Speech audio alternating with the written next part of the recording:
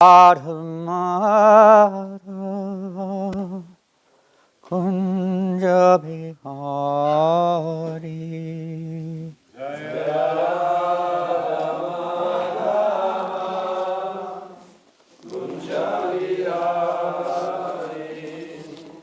Jaya Radha Madhava Kunja Bihari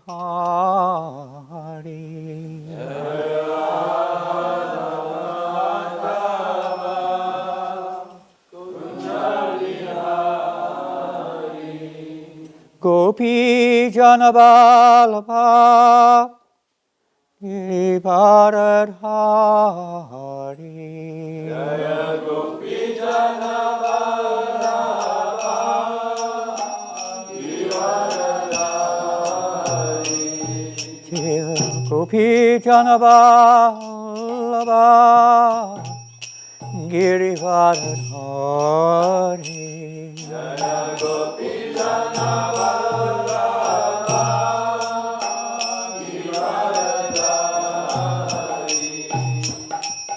Yashodanandana Prajaranjana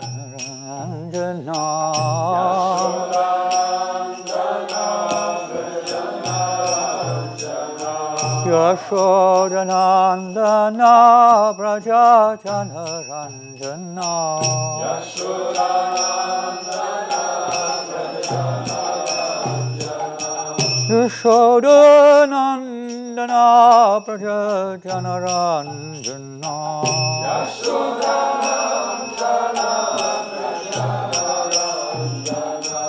Yamunatira Vanachari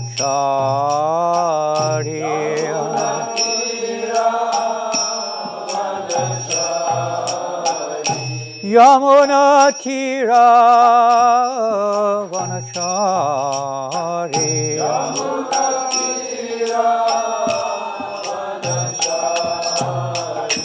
Jaya Radha Madhava Kunja Bihari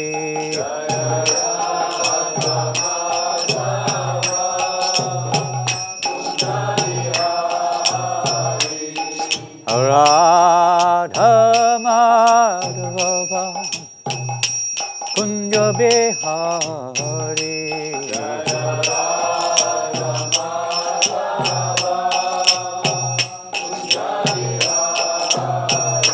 Jaya Radha Madhava Kunja Bihari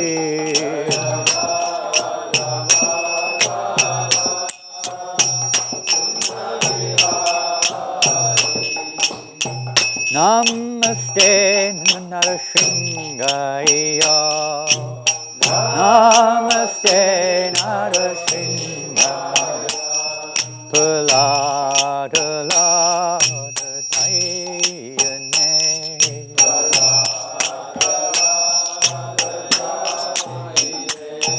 Hiranyakashi Urvakshaha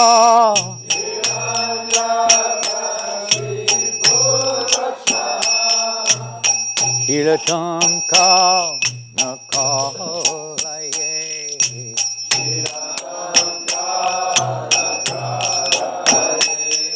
Ito na Shingo Patato na Shingo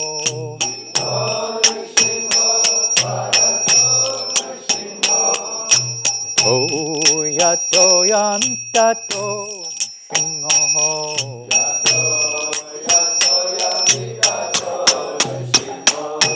Ahena Shingo Hridayena Shingo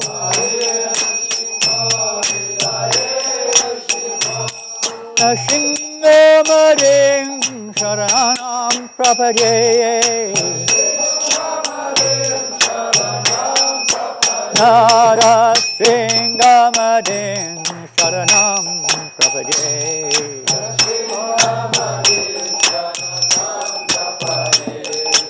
Avakar Kamala Pare Nakam Bhuta Singam Dalita Hiranyakasipu Tano Bringo Kesavadrita Narahari Rupa Jaya Jagadisha Hare Jai Jagadisha Hare Jai Jagadisha Hare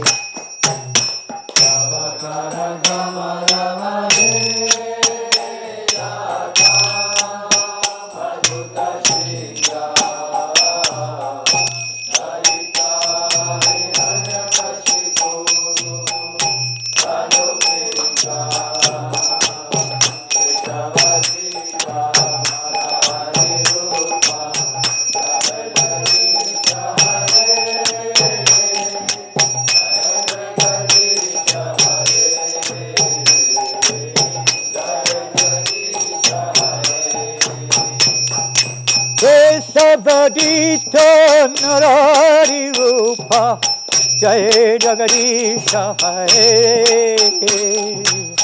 Jai Jagadisha Hare Jai Jagadisha Hare Kesavadita Narari Rupa Jai Jagadisha Hare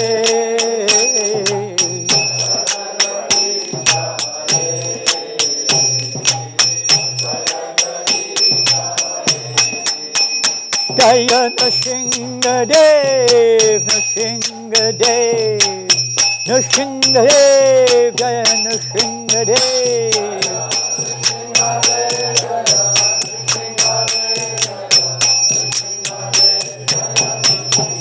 Jaya Prahlad Maharaj, Prahlad Maharaj, Prahlad Maharaj, Prahlad Maharaj.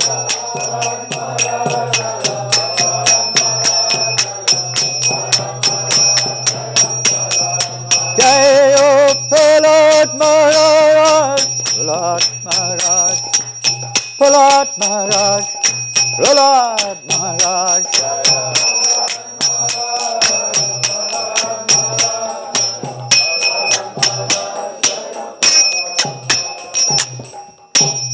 Shri Nrsimha Bhagavan ki, Shri Prahlad Maharaj ki, Jai Om Vishnu Pada Paramahamsa Parivrajagacharya Ashtottara Satashri A.C.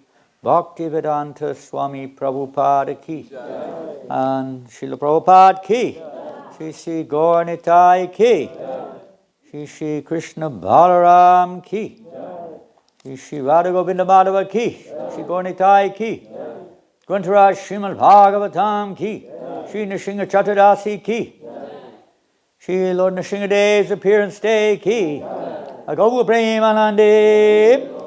All glories to the assembled devotees. All glories to Srila Prabhupada. Hari Bol goes to Sri Guru Garanga. Namo Vishnu Vidaya. Krishna Pastaya. Bhutale Srimate Bhakti Vedanta Swami Namani. Namaste Saraswate Devi. Gaudavani Pacharine Nivasesha Sunyavadi. Pastyachadesha Tarini. Hare Krishna. Jai Simon. So welcome everyone this morning on this very auspicious day of the appearance of Lord Nrsimha Dev here in New Mayapur. Now, I don't know what time is Lord Nrsimha Dev coming. Is there any news? Did he get the bus? Did he catch the... I heard he's supposed to arrive this evening. Is that correct? I'm not sure if that's correct. I know that Hiranyakashipu's leaving this evening. Is that right? I heard he's leaving tonight, around about, I don't know what time, maybe 8 o'clock-ish. But I don't know what time Lord Nrsimha Dev's actually arriving. It's interesting, isn't it? Because they did fight for some time before the final demise of Hiranyakashipu. Anyway, we generally fast until this evening, I think. And we'll see. This evening I've heard that there's going to be a drama, I've heard, at 7 p.m., is it? 7 p.m.? 7:30, okay. You know how it goes. Round about 7:30, there is a drama in the yoga hall. So don't miss out. We may change the drama time to 5 p.m. Oh, this is a big change. And May, we need to know quite early. It's late for the children, but it's not too late for Lord Nrsimha Dev. Yes, 5 p.m. Oh, it's not on May, it has become, well, it is May. It's May the 11th. So it is at 5 p.m. in... Is the kirtan in the yoga hall also? Because they're starting kirtan, Jagannath said, at 3 o'clock this afternoon. That's going to be confirmed. I'm not sure. Okay, that's what he told me last night. But okay. Everything is... You never know when Hiranyakashipu is still around. It is hard to tell. But, Kirtan should be in the temple room, and then 5 p.m. drama in the yoga. so everyone has to go from here to there, then back here again. Okay, good. All good. So we're going to quickly chant a verse. It's the last minute. I didn't think about a verse particularly,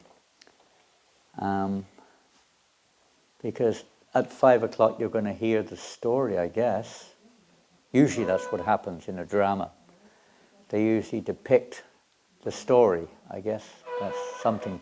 So I don't plan to go over the story of Lord Nrsimha Dev's appearance per se, or the build-up to his appearance very much. We're going to deal with another topic primarily. So this verse is what would we say? Kind of comes at the end of this particular topic. It's a benedictory verse. We'll have more, if time allows, benedictory verses later on. But as we heard the other day, every account should always end up on a sweet note. I guess the killing of Hiranyakashipu is sweet, but some, sort of uplifting benedictory factor also is there. So I'll just chant a couple of verses from Shastra first. And some of you know this all together. Shri Nrsimha Jai Nrsimha Jai Jai Nrsimha Dev Paladesha Jaya Padma Mukha Padma Bringha. Now there's a few more, but let's see where we go with that.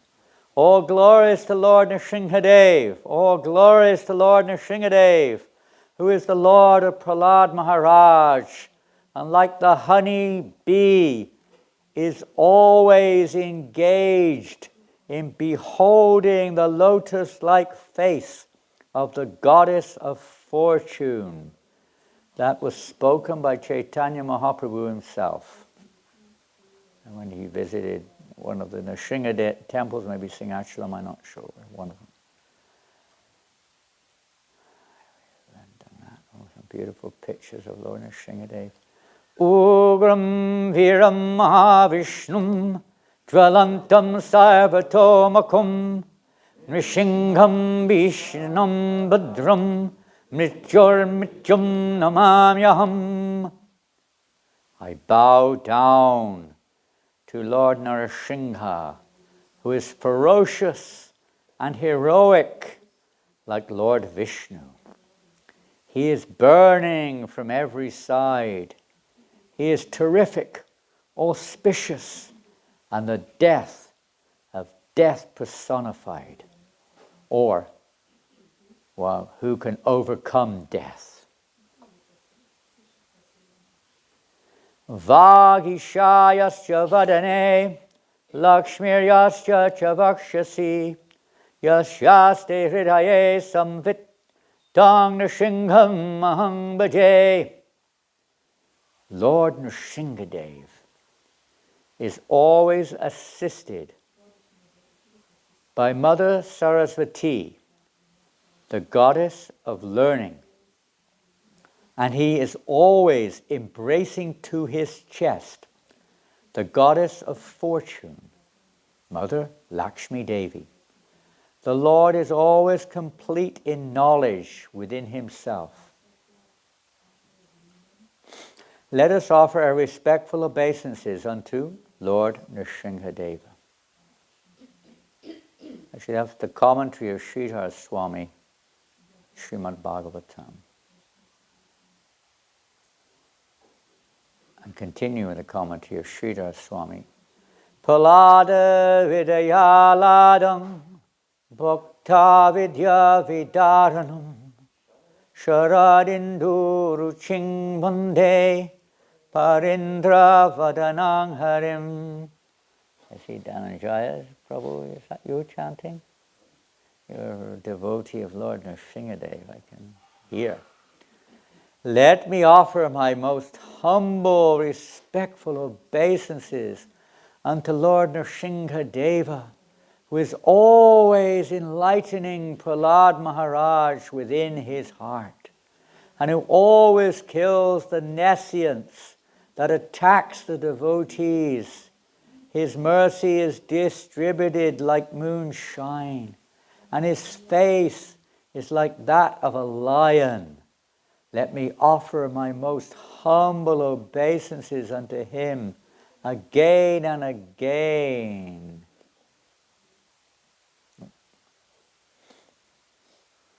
Ugra pyanugra evayam svabhaktanam hikeshari keshari vasvapotanam anyesham ugra vikramaha.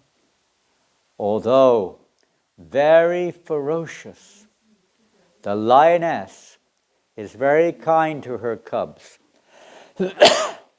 Similarly, although very ferocious to non-devotees like Hiranyakashipu, Lord Nrsimhadev is very, very soft and kind to devotees like Prahlad Maharaj.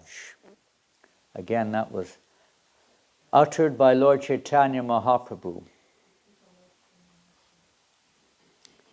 Hare Krishna.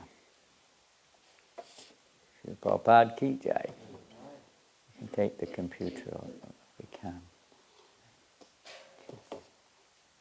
So today we're going to chant this verse. I hope you can see it. It's low. Om Namo Bhagavate Vasudevaya.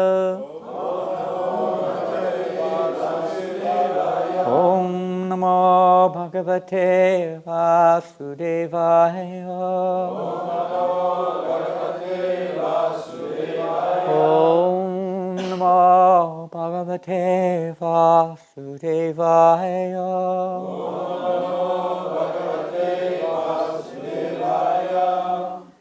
Yaitat kirtayen mayang tvayagitam midang naraha tvang chamam chasmaran kale karma bandhat pramuchate. Yaitat kirtayen mayang tvayagitam midang naraha tvam chamang chasmaran kale karma bandhat pramuchate. Yaitat kirtayen mayang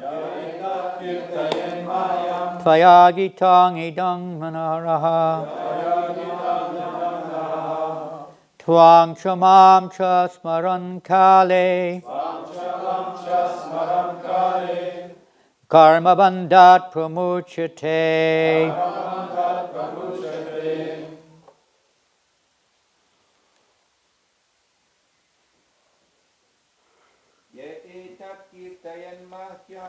Ya etat kirtayen mayam.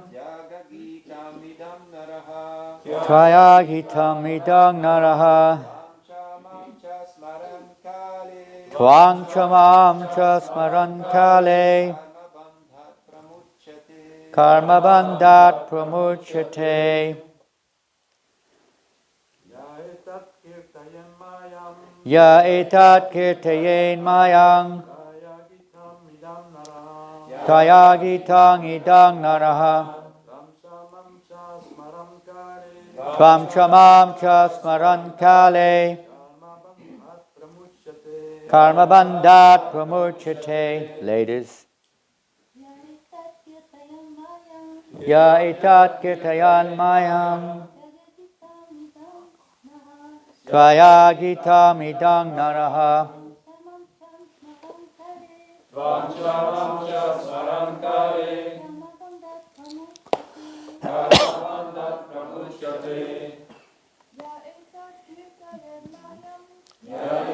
Idang mayam.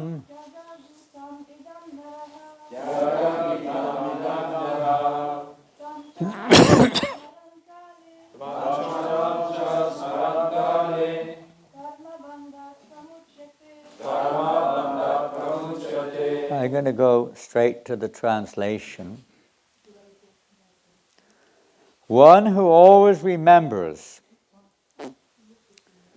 your activities, this is Lord Nrsimhadev speaking to Prahlada, one who always remembers your activities and my activities also, and who chants the prayers which you have offered, becomes free in due course of time from the reactions of material activities.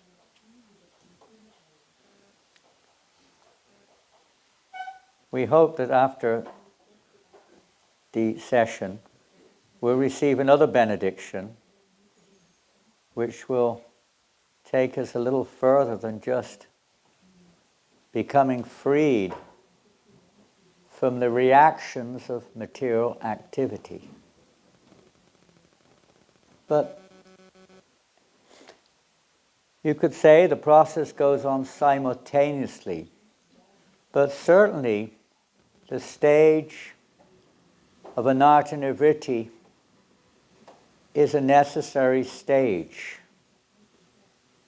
Being freed from the reactions of material activities is a little bit broader than just being freed of the karma for one's sins or something like that.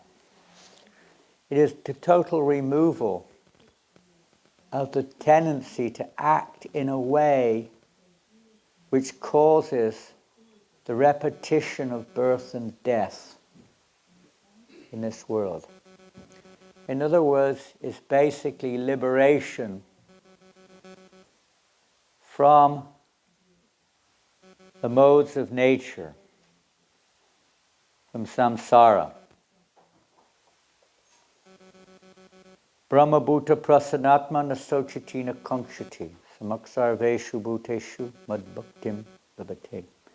That this necessary stage to engage in pure devotional service, by hearing the prayers of Prahlad Maharaj,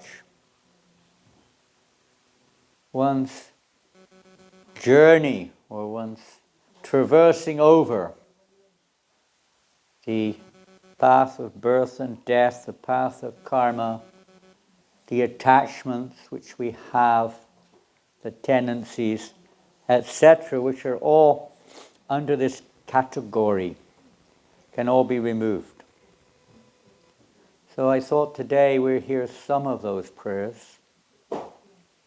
We don't have time to read them all. But try to hear whatever little we can. Before we start on that subject matter, I thought it'd be nice just to run over a little bit of the reasons. And by the way, that's one of them, a major one, is by the Lord's appearance and hearing this appearance and everything about it, that to set the way, clear the path for our progress in spiritual lives by removal of all these coverings, misconceptions, misperceptions, etc. So that's, from our perspective, is a major factor to take into account. The Lord appears in this world, as we know from Bhagavad Gita. Paritranaya sadhanam vinashaya chadushpitam. He doesn't just come to kill the demons. He doesn't just come to kind of save the devotees, in a sense, from what we might say are the demons.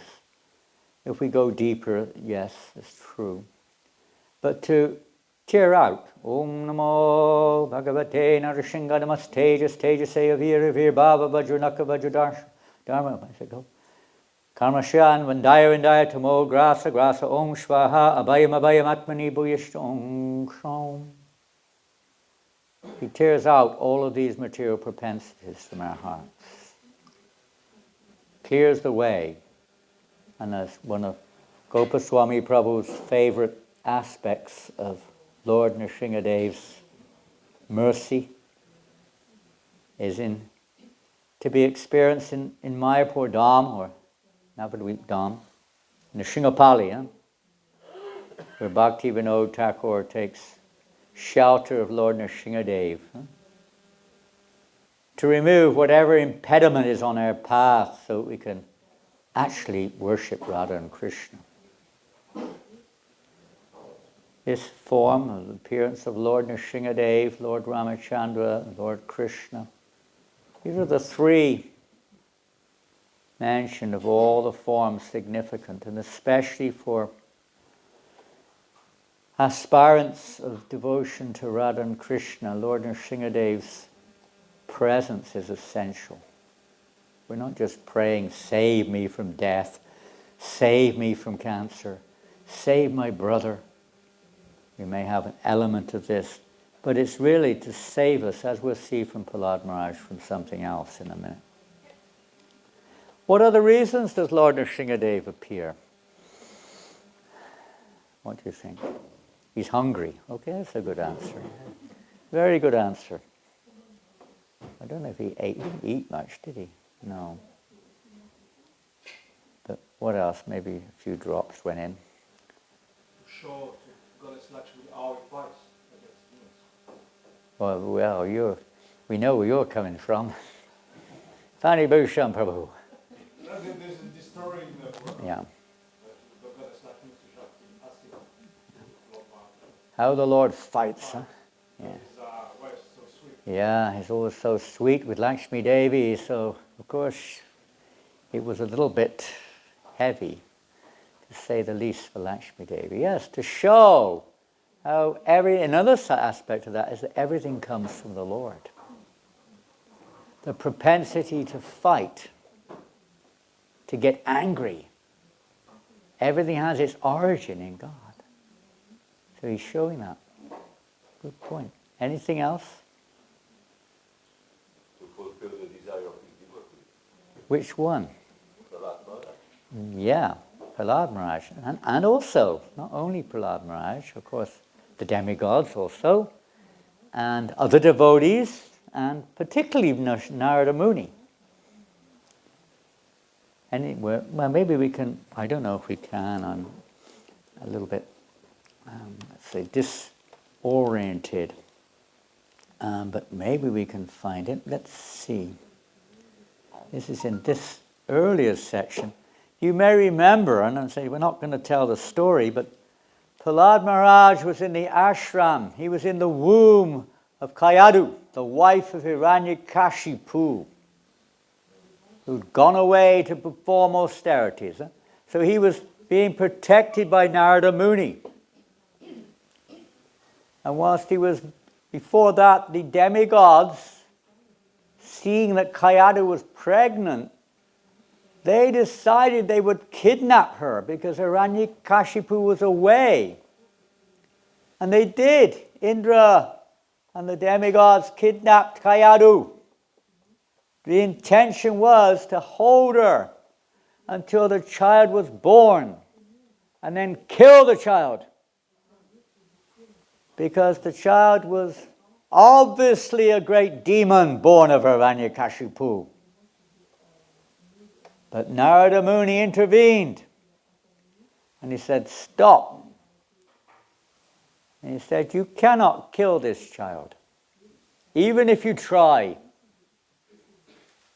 He's a great devotee of the Lord, under the Lord's protection. And he actually said, I don't know, wait.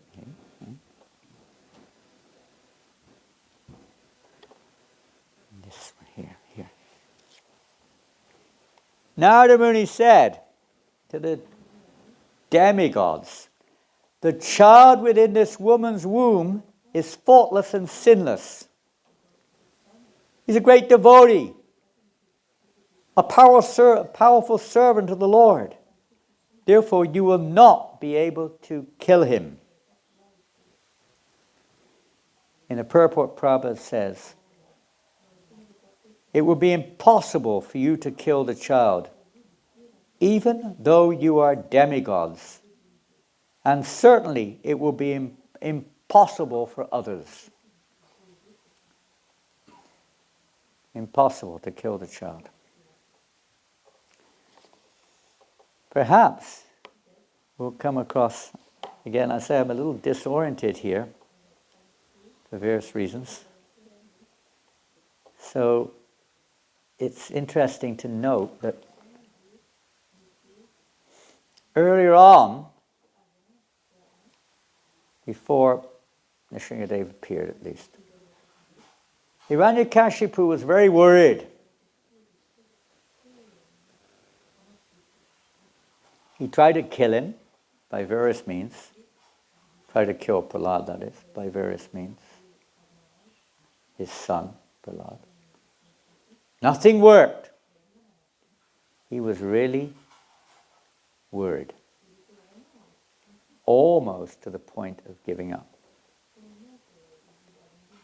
He said, this is Hiranyakashipu speaking, I can see that this boy's strength is unlimited, for he has not feared any of my punishments.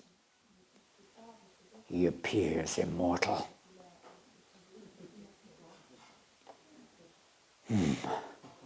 Therefore,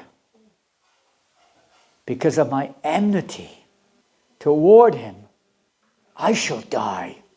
This is Hiranyakashipu speaking. He was foreseeing it. Of course, he soon put it out of his memory, out of his mind. But he was thinking like this. Then he said, maybe that will not happen. But he was doubting. He was in doubt. So, to fulfill his words, that my devotee shall never perish, the pure devotee. Devotee never perishes. It's not just the physical aspect, but in reality, the devotee never perishes. Even if the body does, the devotee doesn't. He continues in his devotion. So to fulfill these words of Narada Muni, which he spoke to Indra, and also here we see Hiranyakashipu himself concerned that maybe I shall die because of this boy, basically. Because I'm so envious, so inimical towards him.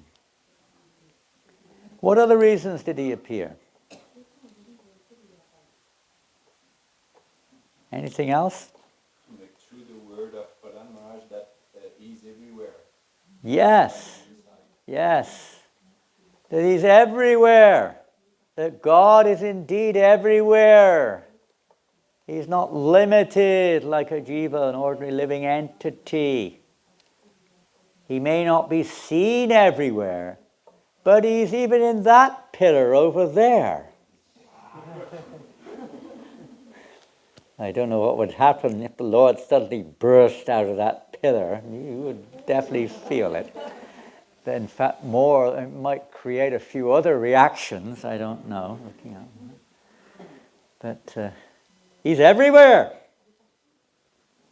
He's getting worried, and I can see he's relocating himself. You can't avoid it, he's over there as well. He's everywhere. We cannot escape God, we try to. What else? So he had to protect his devotee, to fulfill the words of Narada, and of course, Prahlad, what was said. What else? To prove that Hiranyakashipu is not immortal. Okay, to prove that he's not immortal, and to uphold the words of Lord Brahma, who appeared to have given him almost a boon of immortality. Huh?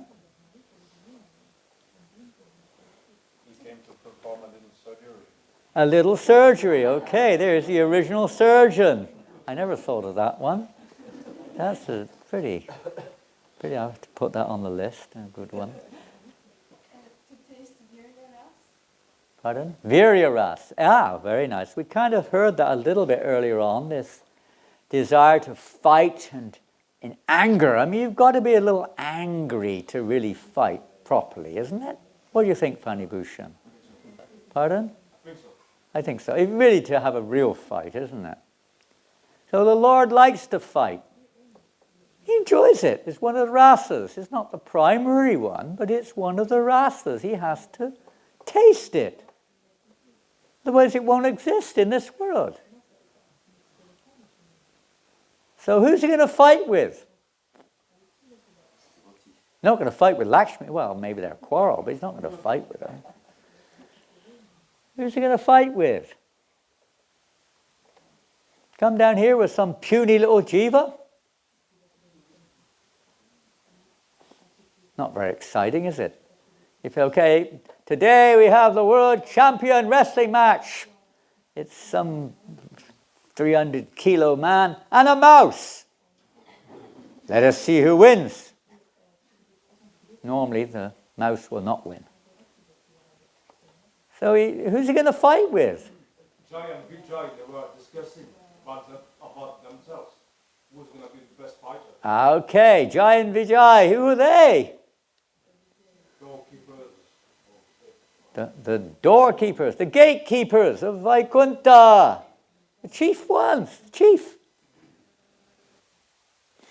They agreed. Everything's ordained by the Lord, everything. Everything. And when Lord Brahma, he prayed to Lord Nrsimhadev, as you may know, after the whole incident. He said, actually, the whole thing, Lord, is you. You caused me to give these benedictions. You called Prahlad to take birth in a demonic family. You caused the Kumars to get angry. And you caused the gatekeepers to appear as demons. You're the cause of the whole pastime. It's not like there's competing in the sense. It appears to, just like you'll see in the drama tonight, the actors will take on the role. But, you were playing Prahlad, is that right? Yes. Fanny Bhushan's playing Prahlad as usual, a sweet, gentle soul. Well, I don't know, I have no idea what, don't mention it, I don't have a clue what part you're playing. Don't even mention, don't even talk about it, don't even think about it. But when the drama comes, whoever he is, he's going to be that part, isn't he? But it's not his real self. The whole world is like that. We're all playing false parts, isn't it? I think I am a man. I think I am a woman. I think I'm French. I think I'm Dutch. I think I'm whatever. Something else. I think I'm a surgeon. Whatever it is, or tree arbor, whatever. We all have different ideas. But these are false. These are not real identities. All material world is like this.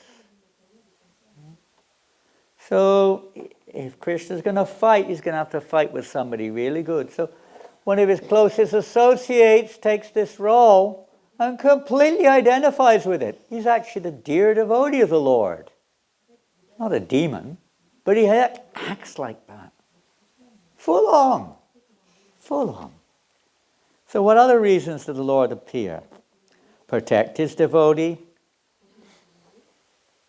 Vinashya Chaduskitam, of course, to kill the demons in our heart and outside. Any other reasons? Pardon? To establish religious principles. How does he establish that in the form of Nrsimhadev? Can we follow up on that? I'm sure you can think of something specific. I mean, it doesn't come to my mind immediately. It's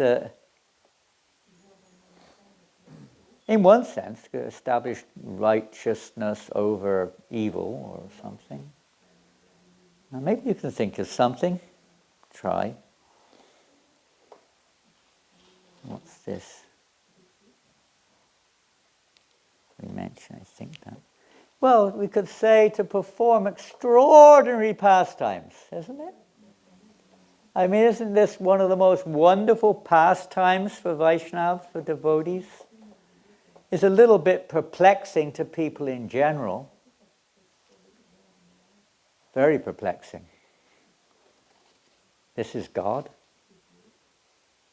In fact, Prabhupada, one time when he was asked, why does the Lord appear in such a strange form, which really perplexes the materialistic mind? And Prabhupada said, for that reason. He said he appears to convince the materialist that God does not exist. They just don't believe it. This is nonsense. To keep them away. The Lord does that. They want to disbelieve in God. He's helping them to become more atheistic. And Prabhupada said like that. That's another reason he performs this. For the devotees, this pastime is very relishable, I think, generally. It's a very wonderful pastime. Of course, we also see that Prahlad Maharaj, major part, we'll go straight into that in a few moments, a major part of this pastime is how to advance in Krishna consciousness. And Prahlad Maharaj is perfect. Although he's a Nitya Siddha, eternal associate of the Lord, in this pastime he's appearing a little like a sadhaka also. He takes this role, as the eternal associates of the Lord do, to help us to progress to that Nitya Siddha, or that eternal plane. Got anything else here?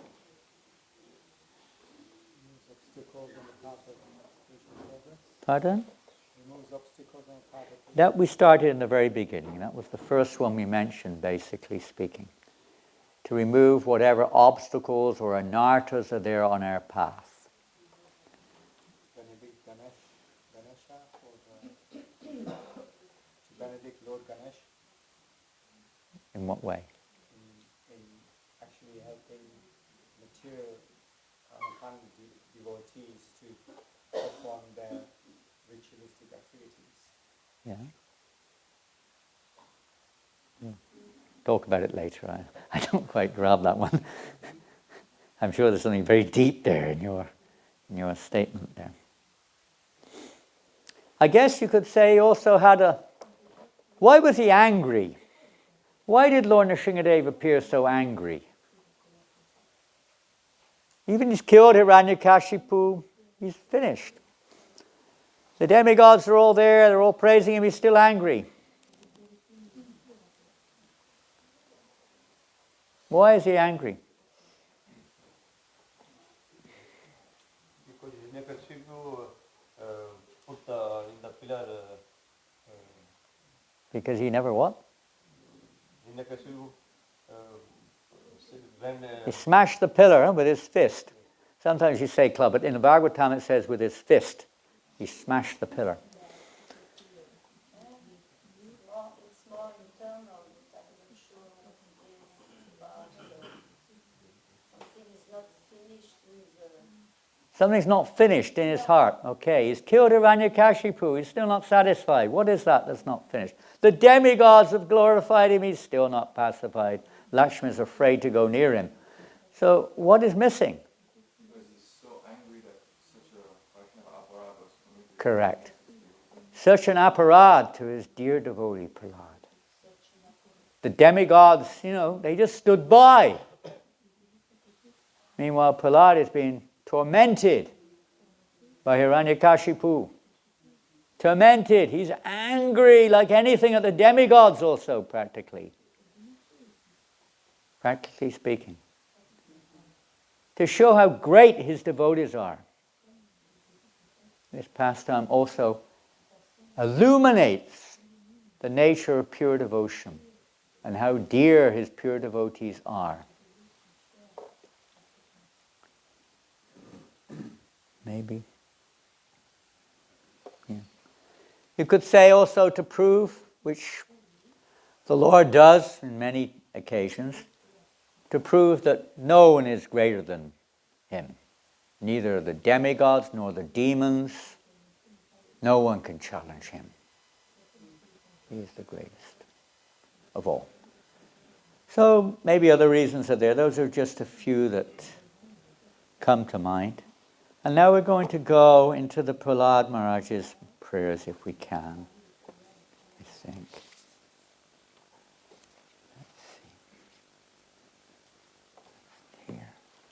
The prayers of Prahlad. What's your good name, Prabhu? Daniel. And you're from? California. California. I thought you were from America. I could tell by the accent.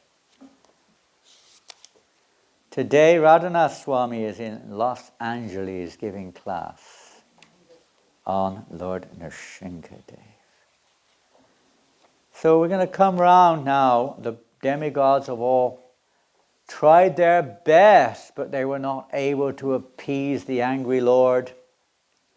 And then Lord Brahma requested Prahlad Maharaj to come forward and try to appease the Lord. The Lord is only pleased with pure devotion. He's not so satisfied with all the ritualistic prayers of the Sakama Bhaktas, those who have material motivations. That doesn't capture his heart. His heart is not satisfied with them. Not just from that point of view, but from the point of view, as you mentioned, that they did nothing to protect Prahlad. In fact, Lord Brahma was instrumental in the whole issue, for sure. So let's start here, I think, with verse number 5 of the 9th chapter. And I'm only going to mention a few parts of the prayers. In text 5, of course this is, who's speaking here? Shukadev, I don't know, maybe Shukadev is speaking. Let's see, no, this is Narada Muni, I think, speaking here. He says, when Lord Nrsimhadev saw the small boy Prahlad Maharaj prostrated at the soles of his lotus feet, he became most ecstatic in affection toward his devotee. It's love. Raising Prahlad, the Lord placed his lotus hand upon the boy's head, because his hand is always ready to create fearlessness in all of his devotees.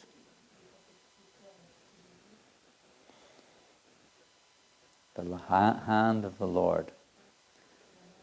We have to take hold of the Lord's hand. Usually we say the lotus feet. But also the hand, in a sense, to carry us along. By the touch of Lord, through this very dangerous and fearful path, by the touch of Lord Nrsimhadev's hand on Prahlad Maharaj's head, Prahlad was completely freed of all material contaminations and desires, as if he had been thoroughly cleansed. Because he'd taken complete shelter in all situations of the Lord. Sarva dharman parityagya. Completely gave up all other shelters. In any circumstance, he was fearless.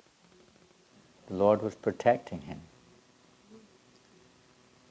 This is why the Lord gave such, could say, protection. He was protected all along. It wasn't just at the last minute. Prahlad was fearless. This is the protection of the Lord. It's not just a physical act. It's within the heart, within the consciousness, how in the faith. I mean, Prahlad had no devotee association. He was completely surrounded by nothing but demons, basically. He preached to the sons of the demons, and of course they became affected, but still they were demoniac family. He himself was born in a demoniac family. So he considered himself also contaminated. But he completely took shelter. Whatever our birth may be, this is another, you could say, important aspect of this pastime. No matter what family we're born in, what form we're born with, doesn't matter, in one sense, if we take shelter of the Lord. One will be fearless. Fear is due to bodily identification. We identify ourselves with whatever body we think we have, and we're always fearful. One thing or another. Mental fear is very strong. False perception, false understanding of our identity. Prahlad had no false identity, no false ego. Even if you could say the surroundings, his birth, the demoniac family, so many negatives may be there, but he was alone. But he was always with Krishna, was with him. So whatever family we're born in, we can take heart from this. He was able to capture the lotus feet of the Lord within the core of his heart. Prahlad Maharaj fixed his mind and sight upon Lord Nrsimhadev with full attention in complete trance. Another lesson, you could say, of getting the shelter, the full attention. With a fixed mind, he began to offer prayers in love, with a faltering voice, even in front of the Lord, in front of so many exalted personalities whom he considered to be greater than himself. Naturally, he was a little, what we'd say, humbled. maybe here Prabhupada describe or translates faltering voice. He said, "How is it possible for me, who have been born in a family of asuras, to offer suitable prayers to satisfy the Supreme Personality of Godhead?" Consider he had no qualification, so humble. Demigods said that they couldn't satisfy him. Great personality. Lord Shiva couldn't satisfy him. Lord Brahma couldn't satisfy him. Neither his own Lakshmi Devi. Only Prahlad. Total humility, simplicity, innocence.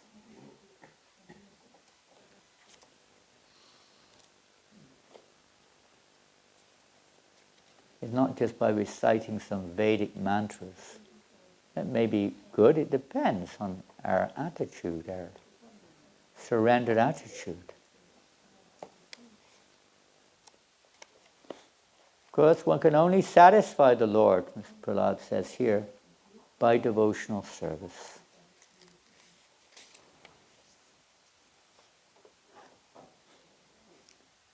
He glorifies the Lord. He establishes the position of the Lord as the cause of all causes, everything coming from Him, as the object of everyone's worship and song. The Supreme Lord, the Supreme Personality of Godhead, is always fully satisfied in Himself. Therefore, when something is offered to Him, the offering by the Lord's mercy is for the benefit of the devotee. Another nice lesson. We may think we're doing devotional service. I'm the doer. I'm whatever. I deserve some recognition or something. In the neophyte stage, that may be there. Prahlad's not asking anything. It's just glorifying the Lord. Tattenu kampam susamikshamam punjana ivat nikutavipakam. There's no other purpose other than to glorify the Lord.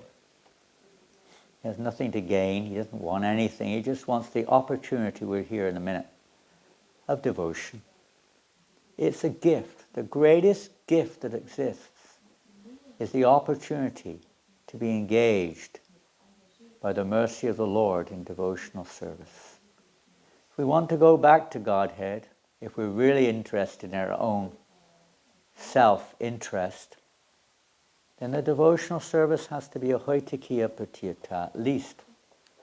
Unmotivated, nothing, it's our constitution, not doing it to get paid or recognized. It's our constitution, it's for our benefit. The Lord makes this opportunity available for our benefit.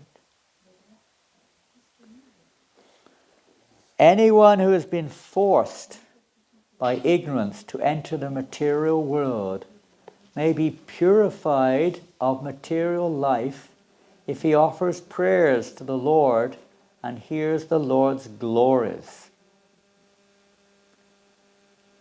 Prabhupada says, God is great. So this is how we should feel, at least at that stage. God is great, and I am very small. Therefore, my duty is to offer my prayers to the Lord. Bhagavatam is full of prayers. These prayers of Prahlad Maharaj are almost 100 pages long. Well, no, the prayers are not, but the chapter is. The prayers are not so many, but Prabhupada expands on them quite extensively in some cases. In 1976, before this volume was printed, this volume of the Bhagavatam was published in the summer of 76. And Prabhupada, obviously he translated and commented, he had the manuscripts. He was lecturing every day on this section on the Prahlad Maharaj's prayers. Every day in Mayapur during the festival, even though the book was not yet published. It was so important. And he lectured again after the book was published in 1977 in Mayapur, every day. in Bhagavatam class. And these were the last series of lectures Prabhupada gave. 1977 in Mayapur. He gave sporadic lectures after that. But no series. Last series. They're very important prayers of Prahlad Maharaj.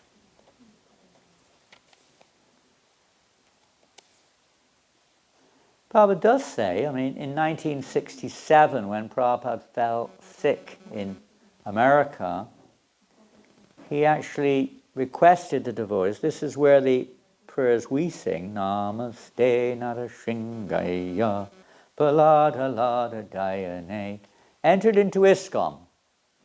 Prabhupada asked the devotees to sing this, to protect.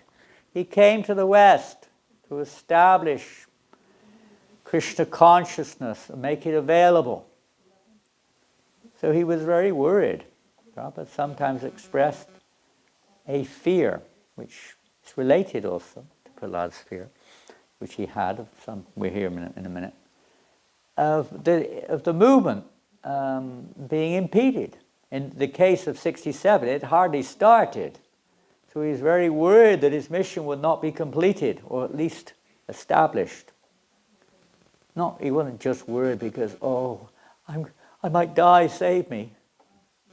But he was worried about these young boys and girls. He was worried about the opportunities, the order of his spiritual master. I've come all this way, and maybe now I'm not going to be able to fulfill that order after all of that?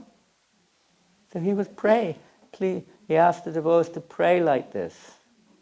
The protection of their spiritual master, which they needed, and of the mission which he had. So Prabhupada said the devotees can always remember the form of Nrsimha when they're in danger. I'm sure many of us do. I'm sure many of us have experienced that whether it's spontaneous or we kind of think about it and remember it, but to remember Lord Nrsimha when there's a really dangerous situation from what we perceive as it. Every moment is dangerous, actually. But some situations appear vividly dangerous. Then we often take shelter. And this taking shelter of Lord Nrsimha, no more fear. Prabhupada gives the example of the great ocean. We may be a good swimmer and very strong and big, even an elephant may be very big, but it cannot survive, it cannot protect itself in the great ocean. Even in a strong river current, sometimes it's carried away, as we've all seen or at least heard about. Well, to speak of if we're dropped in the middle of the ocean,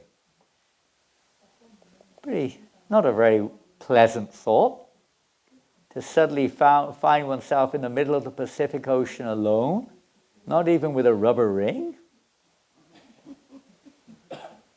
nobody around, big waves, scary. We won't last long, depends which part of the ocean we're dropped in.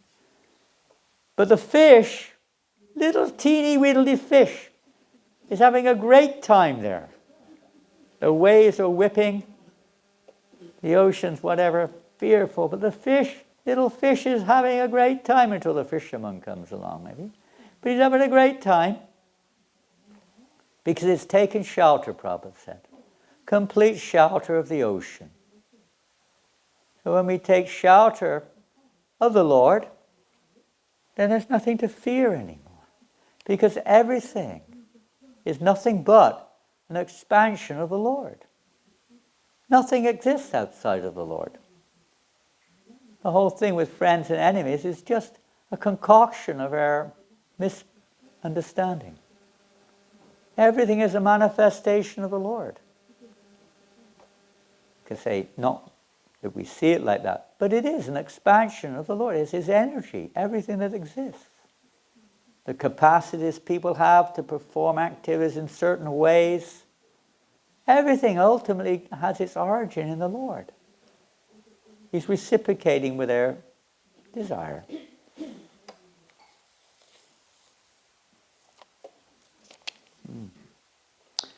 So what does Prahlad say?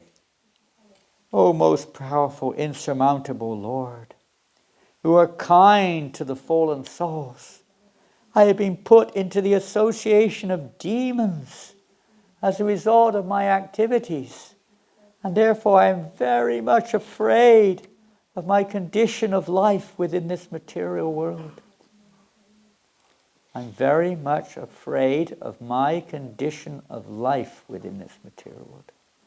When will that moment come when you will call me to the shelter of your lotus feet, which are the ultimate goal for liberation from conditional life? So he's afraid of the association, the bad association. He's afraid, in the commentary, is described how that association which causes one to forget one's relationship with Krishna, whatever form it takes. He's afraid of that, which causes us to enter into the samsara cycle. So it's a fact, the devotee, one of the symptoms of surrender is one avoids that which is unfavorable. Sometimes it's difficult, isn't it? Very difficult. But as much as possible, we should be aware, be careful. Not just of, oh, Hare Krishna, but of the association that we allow to come into our hearts. It may be physical, it may be whatever, something from the past, it may be something on the social media, it could be anything. But it's dangerous because it takes us away, if we're interested in Krishna consciousness, it takes us, or blocks, to it, many cases, blocks or even stunts our progress. Obstacles. So we have to be a little careful. So he's afraid of these. He tries to avoid. And when we're faced with it, then of course he's showing we just have to, with all our heart, take shelter of the Lord. Everyone should be eager to return back home, back to Godhead, Prabhupada says, taking shelter of the lotus feet of the Lord and thus being fully trained in Krishna consciousness. Prahlad carries on, and this is a famous verse. I'll just read a bit of it.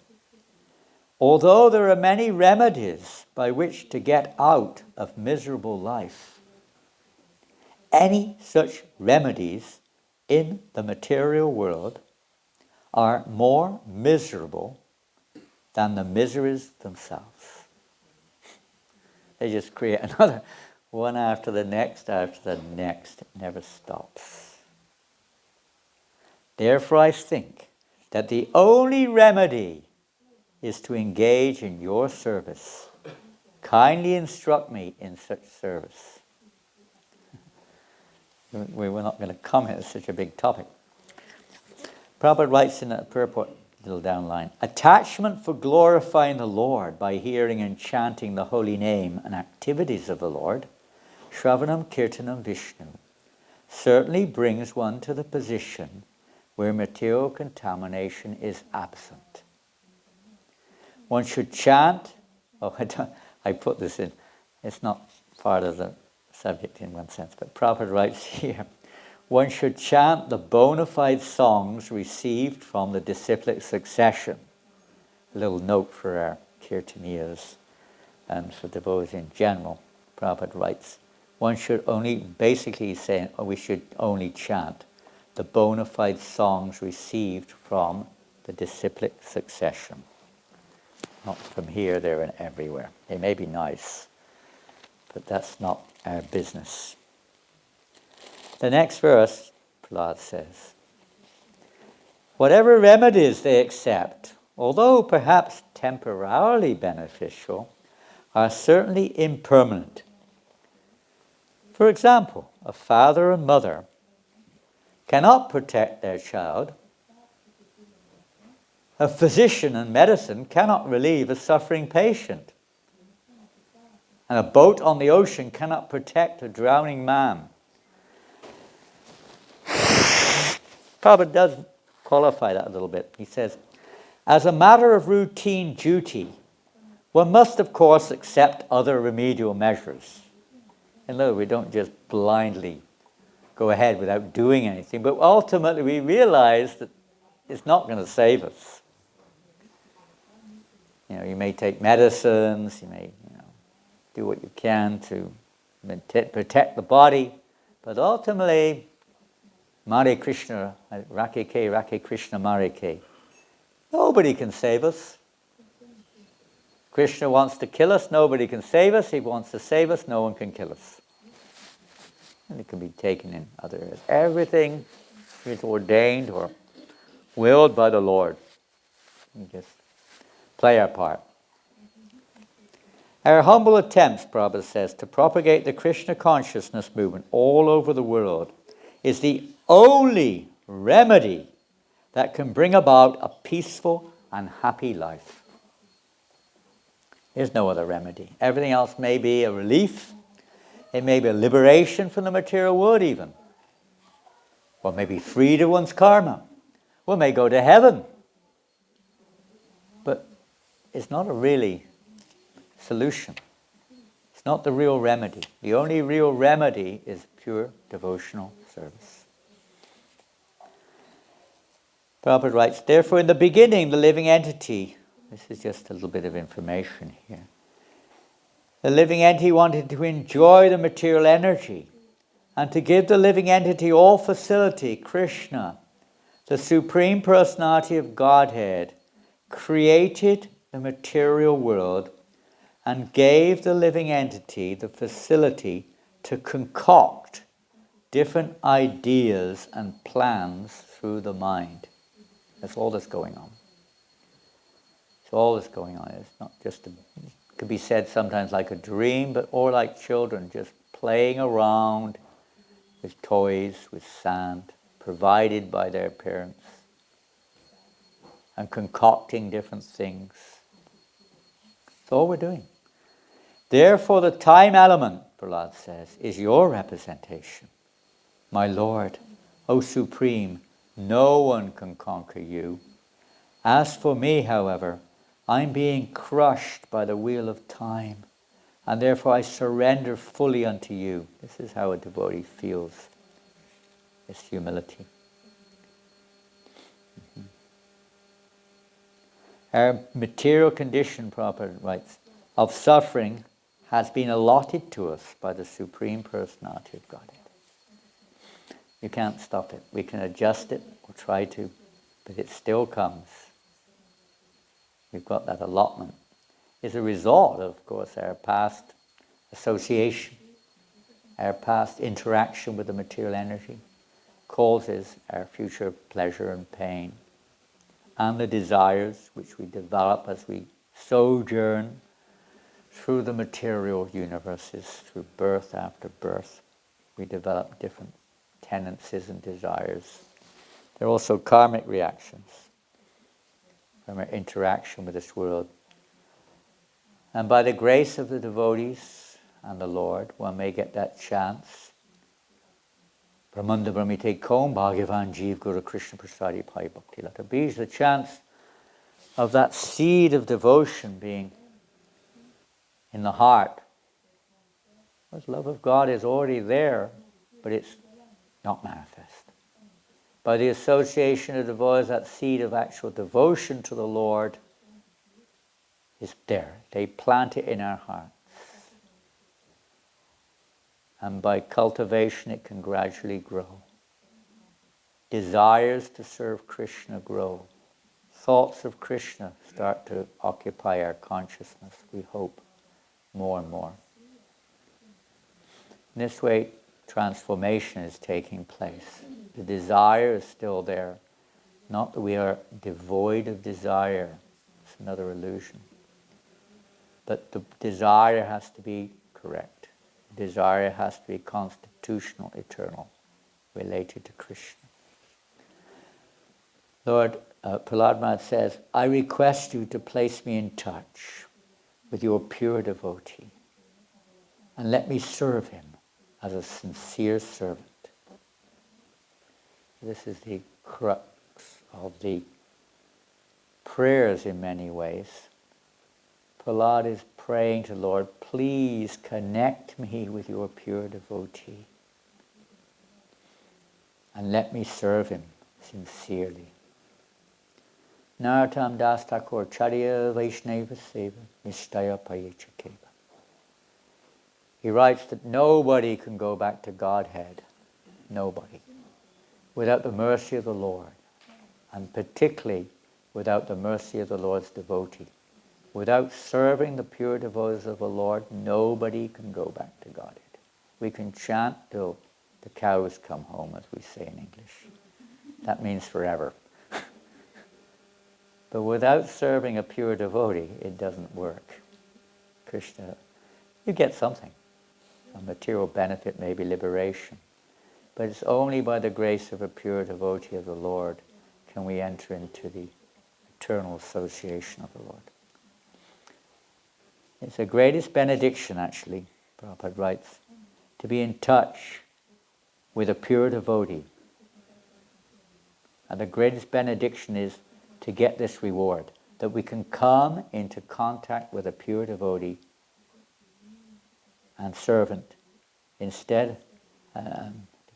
Is the greatest benediction. Most people think the greatest benediction is to get some material return, liberation. Give me this, give me that. The devotee doesn't even ask for that. Or give me a position in the spiritual world. No. He just prays for the opportunity to serve the Lord's pure devotee. And to get that is the greatest benediction. He carries on. In this material world, every living entity desires some future happiness, which is exactly like a mirage in the desert. Happiness is very difficult to obtain, but because they are unable to control their senses, people in general run after the so-called happiness of the material world and never come to the right conclusion. Prabhupada writes, therefore one should stop such plan making. They're always making plans. We're also, much of the time, trying to make plans to adjust our lives for my satisfaction. The way I like it, the way I don't like this kind of activity. I don't like this and I don't like that. I like this. I want this. I want that. Life is full of it. Plan making. There's only one plan, how to get the opportunity to come to serve the pure devotee of the Lord and consequently please the Lord. Prabhupada says, anyone who engages in continuous devotional service to the Lord is situated in the spiritual world and has nothing to do with material qualities. Being fixed. Prahlad Maharaj continues, my dear Lord, O Supreme Personality of Godhead, because of my association with material desires one after another, I was gradually falling into a blind well full of snakes, following the general populace. But your servant Narada Muni kindly accepted me as his disciple and instructed me how to achieve this transcendental position. Therefore, my first duty is to serve him. How could I leave his service? It's quite a well-known verse. And it's noted, Prabhupada maybe mentions it here, yes, he mentions this here, that the devotee doesn't even aspire, I want to serve you, my Lord. He simply asks, please may I serve your devotee. I'm not a devotee. I'm in the fallen condition. Please have mercy on me, Lord. Please allow me to serve your devotee. The mood of devotion. Prahlad continues, you have acted just to prove true the words of your devotee. We heard that earlier, the words of Narada Muni, which were spoken earlier, and other personalities. There is no other cause why you've saved me. He doesn't think I deserve saving. He thinks it's because of you want to fulfill the words of Narada, you want to fulfill the words, your own words, and so on.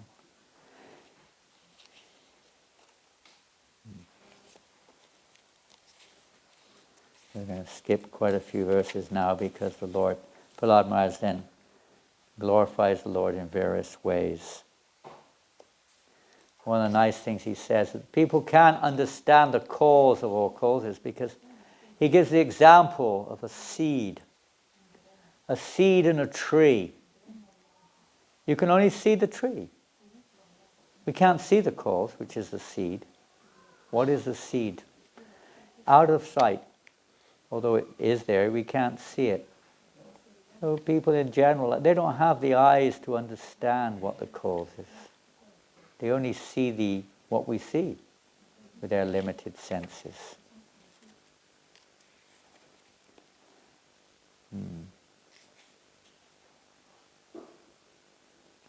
Prabhupada gives a little note here regarding, you could say, the situation we're in, or the situation Prahlad was in. Unfortunately, Prabhupada says, those entrusted with distributing Vedic knowledge, such as the devotees engaged in spreading Krishna consciousness, may sometimes be attacked by demons. The demons could be in our heart too, by the way, not just outside. But they must rest assured that demoniac attacks will not be able to harm them, for the Lord is always prepared to give them protection. You have to take it, of course. Take that hand of the Lord, take his lotus feet. Beg for that protection. My dear Lord of the Vaikuntha planets, where there is no anxiety, my mind is extremely sinful and lusty, being sometimes so-called happy and sometimes so-called distressed. My mind is full of lamentation and fear, and it always seeks more and more money. You could say he's praying for us, praying on behalf of us. But he's a pure devotee. They also feel like that. They feel they have, they're so sinful. Thus it has become most polluted and is never satisfied in topics concerning you. I'm therefore most fallen and poor. In such a state of life, how shall I be able to discuss your activities? Prabhupada notes that, makes a note, anything not connected with Krishna consciousness should be understood to be sinful. Not just some activity which is defined as sinful. Anything not connected to Krishna consciousness is considered to be sinful because it's not pleasing to the Lord. To understand the Lord and his activities, one must free his mind from all contamination of the material world. And this one can achieve by simply chanting the Lord's holy names, even if we're not a big scholar, through devotional service. Only through devotional service will the Lord reveal himself, particularly in the form of chanting in this case. Prahlad carries on. My dear Lord, O infallible one, my position is like of a person. I remember probably giving a lecture on this verse in Mayapur in 76. This is the only verse I can remember him lecturing on. It stuck out in my mind how graphic Prabhupada was when he lectured on this. My dear Lord, O infallible one, my position is like that of a person who has many wives, all trying to attract him in their own way. For example, the tongue is attracted to palatable dishes, the genitals to sex with an attractive woman, and the sense of touch to contact with soft things. The belly, although filled, still wants to eat more, and the ear not attempting to hear about you, is generally attracted to cinema songs. The sense of smell is attracted to yet another side. The restless eyes are attracted to scenes of sense gratification, and the active senses are attracted elsewhere. In this way, I am certainly embarrassed, and Prabhupada would describe it, it's like a man comes home at night from work, and he's got so many wives, and each one is grabbing him. Come here, do this. His arms going this way, his leg that way, his ear this way, his nose that way. He's just being pulled apart. And that's like the conditioned soul in the material world. We're just torn apart by these uncontrolled senses. Prahlad Maharaj said to his father, isn't it? You have no enemy, my dear demon father. You have no other enemy other than your uncontrolled mind. He just spoke straight at him. Prabhupada writes, the only method of controlling the senses is to chant and hear the holy name of the Lord. The only method. And that includes all forms of Krishna Katha, glorifying the Lord's name, form, pastimes, and qualities. Bhagavat Katha, hearing Bhagavatam.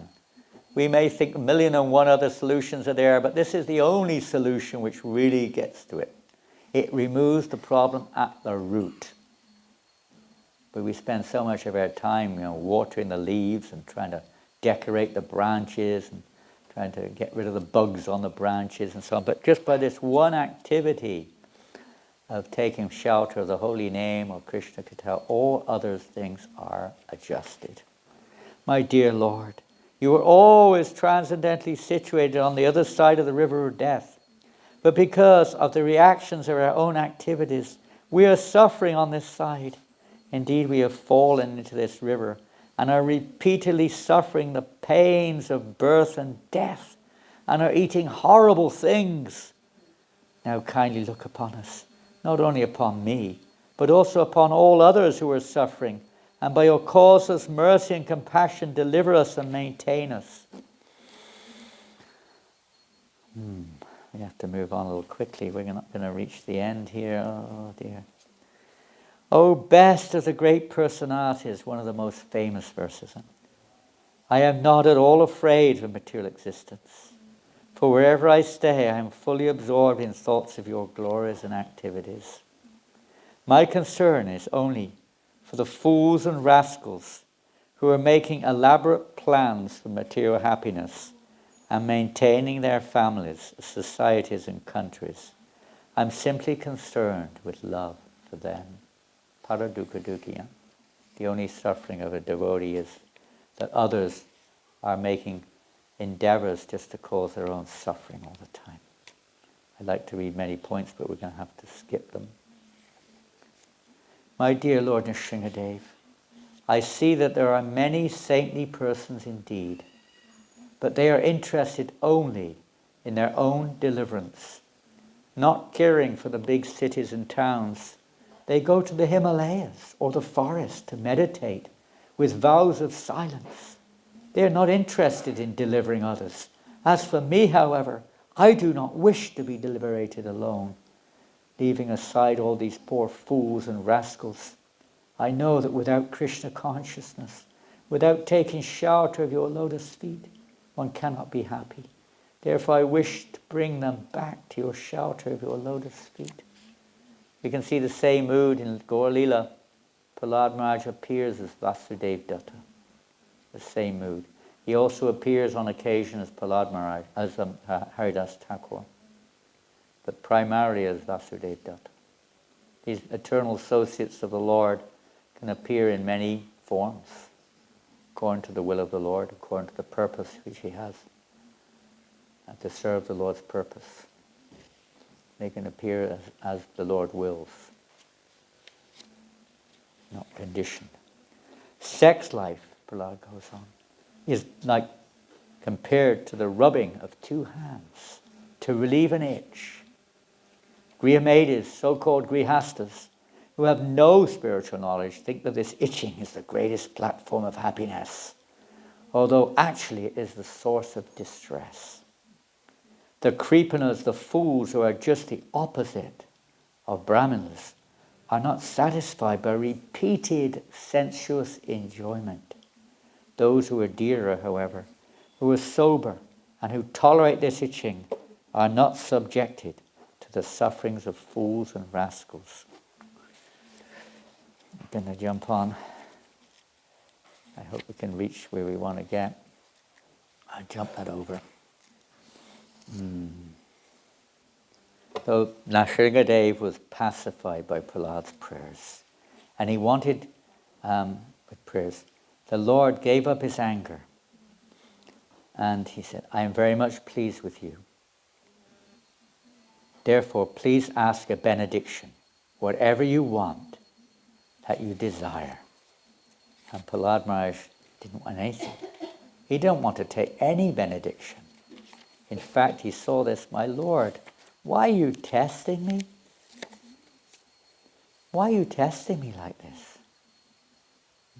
I'm very afraid. I'm afraid of material conditions. Why are you testing me like this?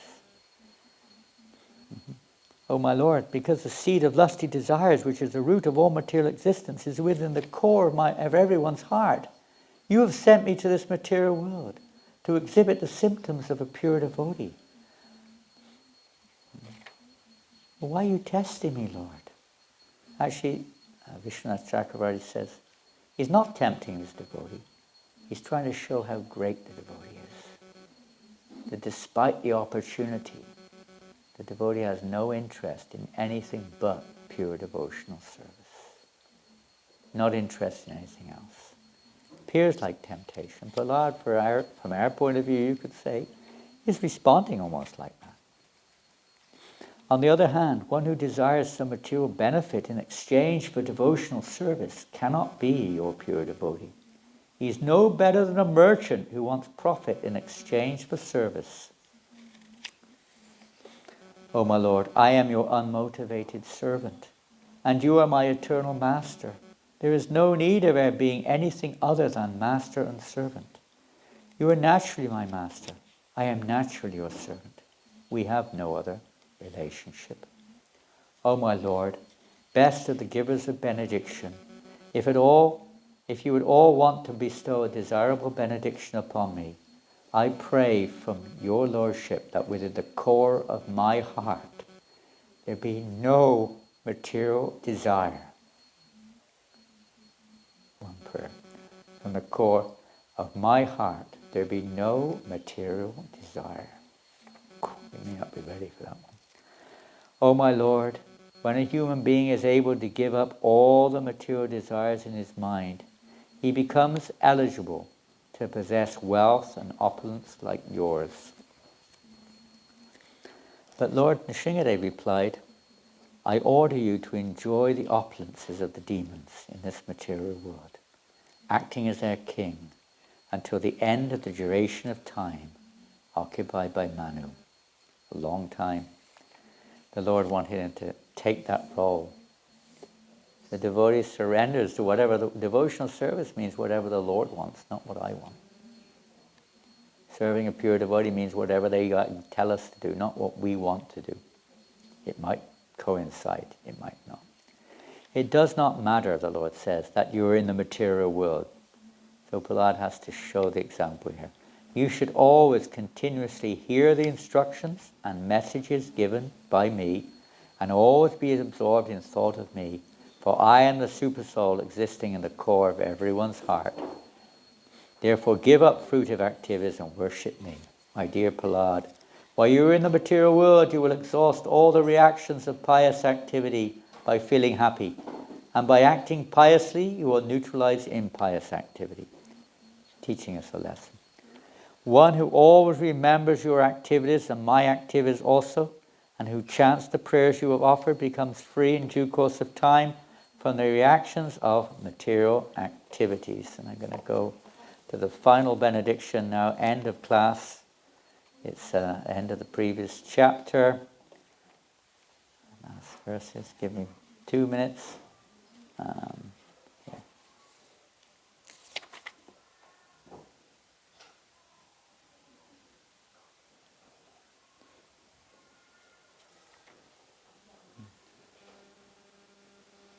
No, end of this chapter maybe. Yes, yeah. At the very end of this chapter, there are two beautiful verses ending on a very sweet note. One who hears and chants this narration about the omnipotence of the Supreme Personality of Godhead Vishnu is certainly liberated from material bondage without fail. Prahlad Maharaj was the best among exalted devotees. Anyone who, with great attention, hears this narration concerning the activities of Prahlad Maharaj, the killing of Hiranyakashipu, and the activities of the Supreme Personality of Godhead Nrsimha, surely reaches the spiritual world where there is no anxiety. End of Srila Prabhupada's commentary and purport on the pastimes of Lord Nrsimha.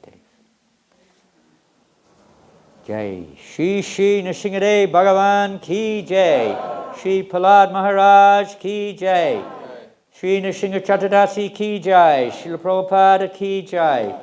Gaur Premanande. We hope there's some food for thought and maybe some thoughts which will lead to action. Srila Prabhupada ki Jai.